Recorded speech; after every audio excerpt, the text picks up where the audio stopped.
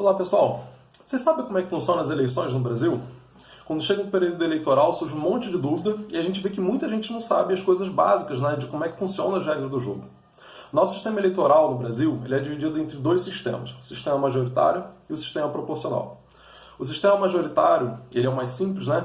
Ele é utilizado para prefeito, governador, presidente da república e também para senador, né, que é do poder legislativo. E ele é simples, aquele que tiver mais voto ganha. Né? No caso de municípios em que tenham mais de 200 mil eleitores, tem o segundo turno. Então, por exemplo, aqui no estado do Rio de Janeiro, né? O município do Rio de Janeiro, Duque de Caxias, Nova Iguaçu, tem o segundo turno. Os dois candidatos mais bem votados vão disputar o segundo turno. E municípios pequenos, como por exemplo Nilópolis, Itaguaí, que não tem 200 mil eleitores, o candidato que tiver mais votos já no primeiro turno ele já está eleito. O outro sistema é o sistema proporcional, que é um sistema mais complicado. Você tem que pegar a quantidade de votos válidos e dividir pelo número de vagas disponíveis no parlamento. Mas esse é um caso mais complicado, eu vou deixar isso para um outro vídeo. Outro item importante também da gente analisar é que para a justiça eleitoral conta os votos válidos. E o que são os votos válidos? Votos válidos são aqueles que excluem os votos branco, nulo e as abstenções. A abstenção é a pessoa chegar no dia da votação e ela não ir votar, pura e simplesmente pelos seus motivos. Um voto branco, você chega na urna e aperta lá o branco, para ficar branco, que funciona como uma espécie de abstenção, como que você dissesse que tanto fez, tanto faz quem ganhar.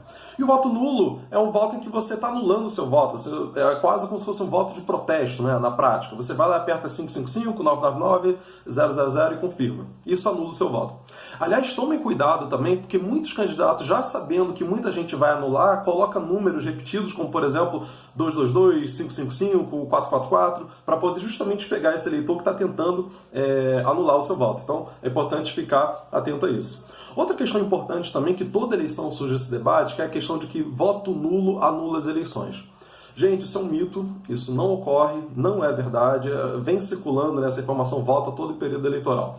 O que acontece é que, caso a Justiça Eleitoral anule uma quantidade grande de votos num determinado município, numa determinada eleição, essa eleição é declarada nula, tem que ser feita novas eleições. Mas só por motivos específicos, como por exemplo, a máfia ter influenciado no voto da população, ter ocorrido alguma fraude ali nas urnas e tal. Mas, do contrário, o voto nulo não anula as eleições das pessoas, o processo eleitoral como um todo, né? Outra coisa que sempre se discute também é a questão da fraude das urnas, que as urnas não seriam seguras, seriam manipuladas e tal. Não tem nenhuma entidade séria que vai sustentar isso, nenhum movimento, nenhum partido político, nenhuma organização séria questiona, diz que a urna é manipulada e tal. Bolsonaro levantou essa questão aí nas últimas eleições, mas depois que ele foi eleito ele parou de falar que as urnas eram manipuladas, né? Então, não tem nada que possa comprovar ou sustentar essa tese de que as urnas seriam manipuladas. É mais fácil a gente acreditar que as pessoas mesmo, né, que são manipuladas. Outra questão também bem importante, e muita gente não sabe disso, é que os dois primeiros números que aparecem lá do candidato a vereador indicam o número do partido dele, né? E, por exemplo, então o 10 é o Republicanos, que é o partido do Crivella, um partido associado à Igreja Universal. O 11 é o PP, partido do qual o Bolsonaro já pertenceu. O 12 é o PDT, o 13 é o PT, o 14 é o PTB, o 15 é o MDB, etc. Os dois, se você quiser saber então qual é o partido desse candidato, é só você olhar para os dois primeiros números ali. E outra questão importante é que os candidatos tentam muitas vezes esconder os seus partidos. Eles querem omitir isso, querem se apresentar como indivíduos que não têm nenhuma relação com seus partidos e que, enfim, os partidos não vão influenciar nas suas decisões. Não caiam nessa. Isso é uma mentira. Todos os partidos influenciam sim nas decisões dos seus candidatos. O candidato está, de certo modo, subordinado às decisões do partido. Na hora dele votar, dele tomar as decisões dele, ele tem que seguir a orientação do partido.